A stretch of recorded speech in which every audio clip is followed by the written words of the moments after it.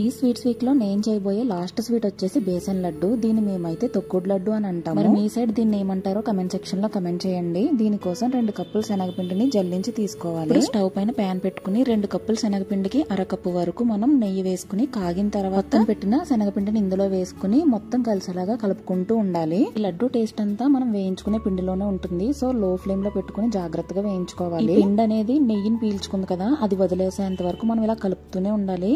Minimum మనకి 10-15 నిమిషాలు అయితే టైం పడుతుంది. చూసారు కదా, పిండి అనేది నెయ్యి వదిలేసి ఇలా కొంచెం కలర్ అయితే చేంజ్ అవుతుంది. ఈ స్టేజ్ లో స్టవ్ ఆఫ్ చేసేసి కలుపుకుంటూ దీన్ని కొంచెం సేపు చల్లారి పెట్టుకోవాలి. ఇప్పుడు ఇందులోకి 1 స్పూన్ యాలకుల పొడి, 1 కప్పు పంచదార వేసుకుని దీన్ని మొత్తం కలుపుకోవాలి. ఇది కలుపుకున్న తర్వాత పిండి కన్సిస్టెన్సీ అనేది లూజ్ గా ఉంటే గనక కొంచెం శనగపిండిని వేయించుకుని కలుపుకోవాలి.